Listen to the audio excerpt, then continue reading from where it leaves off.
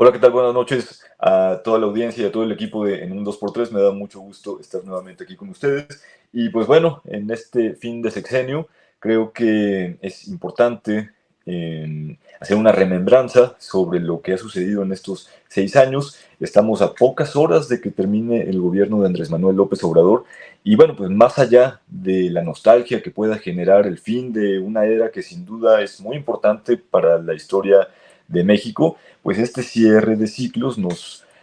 obliga a hacer un recuento de las acciones. Podríamos hablar de algunos resultados que son visibles en el entorno, pero también a veces para muchas personas visibles en su vida cotidiana. Estos resultados que pueden ser contundentes para algunas personas en este gobierno autollamado y percibido también desde distintas vías como humanista, que no solamente, bueno, se ha quedado en el nombre, sino también ha tenido efectos en el combate a la pobreza, por ejemplo, en el aumento a la calidad de vida de millones de personas. Y esto viene de la mano en esta redignificación del salario mínimo, además de las reformas en materia laboral, en materia de vivienda, en materia educativa, en turismo y en movilidad. Además, desde luego, de la implementación de los programas sociales, creo que son un eje central dentro de este gobierno, que abrieron la puerta, apenas han abierto la puerta para un largo camino que todavía queda para la justicia social. Y esto, bueno, desde luego sigue siendo necesario después de décadas enteras de abusos por parte de los gobiernos y también de poderes fácticos. Del otro lado, sin embargo, también quedan algunos pendientes muy grandes en materia de salud, por ejemplo, en materia de seguridad, en donde, aunque podemos hablar de algunos avances que para algunos se nos antoja un poco lentos, y especialmente porque la violencia sigue a la orden del día, y en donde podemos ver a la impunidad y hacer énfasis en la impunidad que no ha dejado de ser la protagonista de todos los enfoques desde los que pudiéramos hablar en los gobiernos y en la materia de justicia. Ahora bien, aterrizando en nuestra materia, que es periodismo y medios de comunicación, la información, la desinformación, pues no podemos hablar de este sexenio sin mencionar a la conferencia mañanera, pues con ella, nos guste o no, les guste o no, se revolucionó el campo de la comunicación gubernamental y obligó a todos los actores políticos, a todos los actores sociales, también incluyendo periodistas y a medios de comunicación, a replantear sus estrategias de trabajo.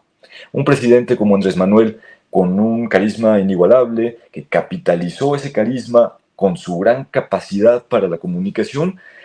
hizo de su conferencia matutina, la famosa mañanera, en el centro de su gobierno. Prácticamente desde ahí operaba todo. Y también desde este lugar se dictó la agenda para medios de comunicación y para periodistas cada día, todos los días que conformaron este gobierno.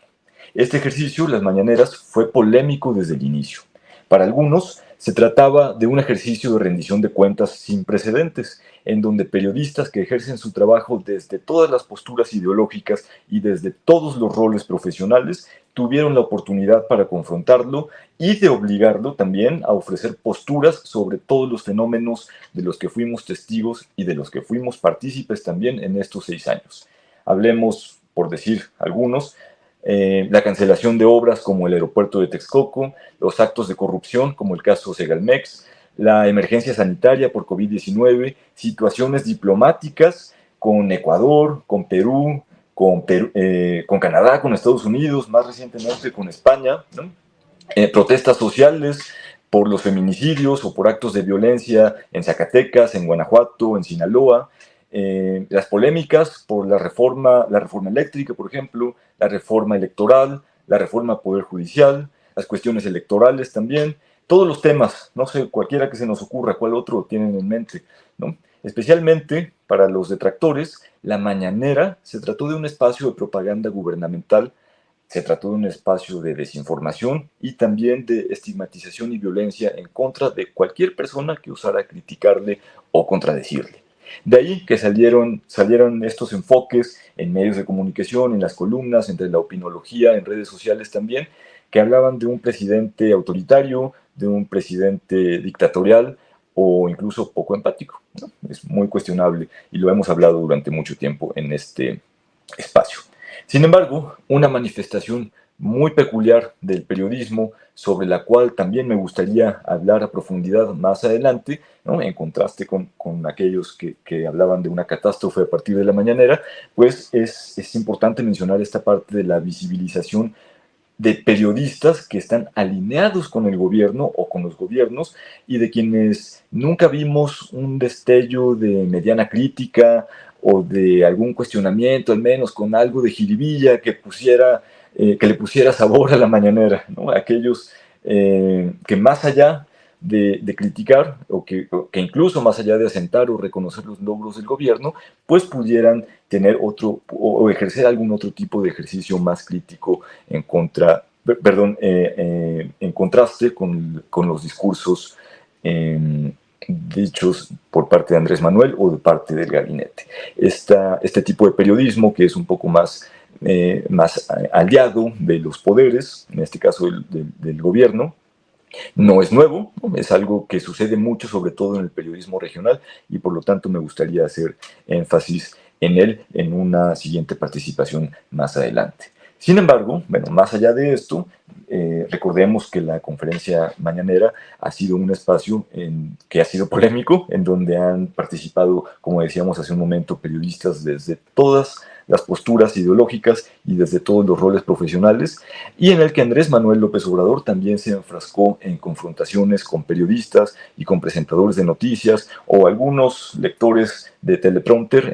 en casos específicos de información a medias, de información falseada, de información malintencionada o de calumnias, especialmente, esto lo vimos en el caso de Latinus y del caso de Carlos Loret de Mola, aunque también se sumaron algunas piezas en algunos momentos coyunturales que son dignas de clase, en las clases de periodismo, aquello que no se debe hacer nunca dentro del periodismo y de los medios de comunicación, aquello que vimos un día sí y al otro también, por ejemplo, en el diario Reforma, lo que vimos en TV Azteca, especialmente esta postura que tuvo TV Azteca durante la pandemia por COVID-19, algunas otras piezas del Universal e incluso algunas de Animal Político.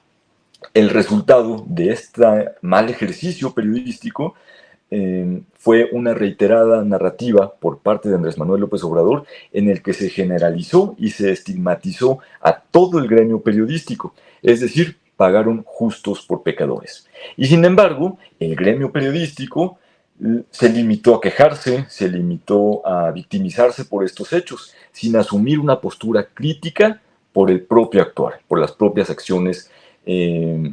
periodísticas, las propias rutinas dentro de este gremio. Y esto se suma, esto no es tampoco una sorpresa, porque hemos estado viviendo, tanto periodistas como defensores de la libertad de expresión y medios de comunicación, hemos estado en una época, 2 décadas completas de constante violencia, de asesinatos en contra de periodistas, y de una violencia que se ha transformado y que ha tenido múltiples vías para hacerse visible a través de los poderes empresariales, los poderes gubernamentales, la iglesia, las universidades públicas y privadas y todo lo que pueda conformar el Estado y los poderes fácticos. Ni la academia, ni las organizaciones defensoras de derechos humanos, ni las personas defensoras de la libertad de expresión, ni el propio gremio periodístico parecen ser muy receptivas a la crítica en un ambiente en el que la audiencia,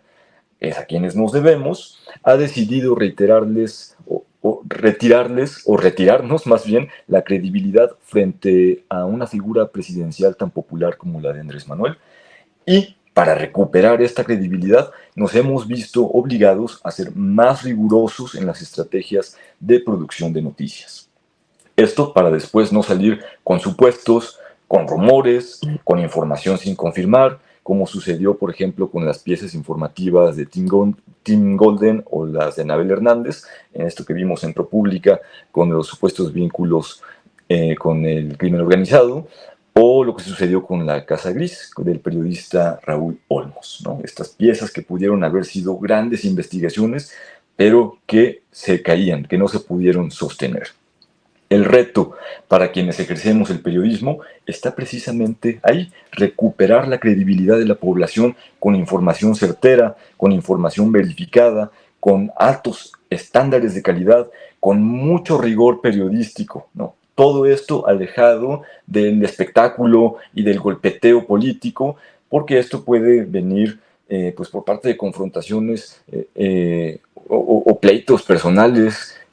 por parte de periodistas o por parte de los dueños de los medios de comunicación, que esto desde luego va en contra de la información de calidad, ¿no? Y de las audiencias y de este servicio social al que nos debemos.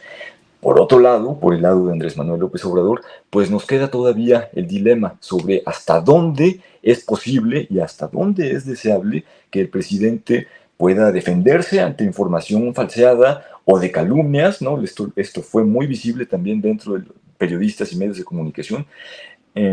¿Y cómo debe hacer esta defensa, ¿no? Ante un periodismo que no ha estado al nivel de la calidad informativa y al nivel sobre todo de lo que exige la ciudadanía? Por un lado tenemos a medios de comunicación y a periodistas que no hacen bien su trabajo, y por el otro tenemos obviamente a una figura tan popular como Andrés Manuel y a un equipo de trabajo que se van a defender. Es lógico que van a contestar,